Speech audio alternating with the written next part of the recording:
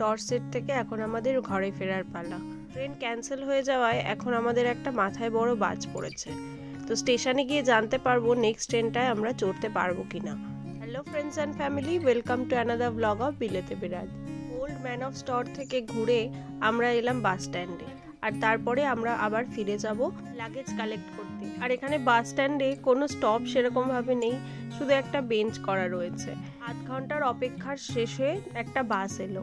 ইচ্ছা ছিল এখান থেকে বাসে করে আমরা বনমাউথ বিচে যাব এবং সেখানে একটু ঘোরাঘুরি করে তারপরে যাব লাগেজ কালেক্ট করতে। কিন্তু বাসটা 20 মিনিটের রাস্তাটা 1.5 ঘন্টা ধরে আমাদের নিয়ে গেল। তার জন্য আমাদের প্ল্যানটা পুরো ক্যান্সেল হয়ে গেল, কারণ দেরিতে ট্রেন ছিল, সেটা আগে ধরতে হবে। তার জন্য তাড়াতাড়ি করে প্ল্যাটফর্মেও পৌঁছাতে হবে। যাওয়ার পথে বিচের কাছে বাসটা দাঁড়িয়েছিল, তাই এত সুন্দর বিচটা আমরা বাসের থেকেই দেখলাম, আর আমাদের বিচে যাওয়া হবে না বলেই মনে হচ্ছে। বনমাউথের বিচটা আবার বালির বিচ, তাই ভেবেছিলাম সেখানে বেশ ভালো করে সময় কাটানো যাবে। এই ফেরির কাছে অবধি আসতেই ঘন্টাখানেক সময় লাগিয়ে দিল, কারণ এখানে প্রচুর জ্যাম লেগেছিল। আবার ফেরি করে ওপারে যেতে হবে। ফিরতে ফিরতে বেলা গড়িয়ে গেল আর লাঞ্চের টাইম হয়ে গেছে, তাই গিয়ে আমাদের প্রথম কাজ হচ্ছে লাঞ্চ করা।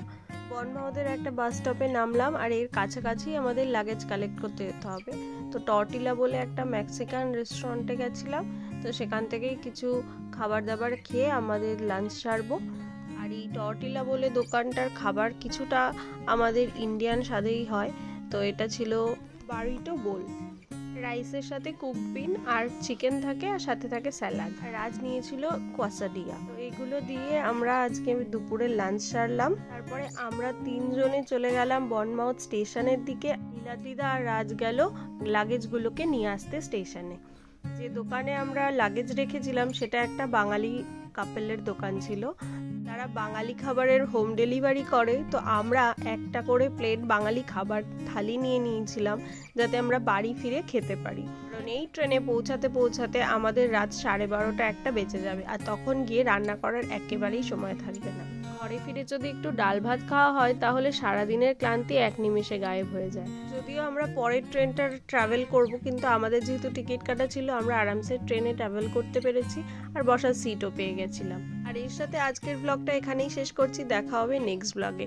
সবাই সুস্থ থাকবেন, ভালো থাকবেন, সাবধানে থাকবে। আজ বিদায় নিচ্ছি আমি বিদিশা ম্যানচেস্টার থেকে। দেখা হবে নেক্সট ব্লগে। ভিডিওটি কেমন লাগলো কমেন্টে অবশ্যই জানাবেন, আর ভালো লাগলে একটা লাইক করবেন। Stay tune and thanks for watching. Bye bye.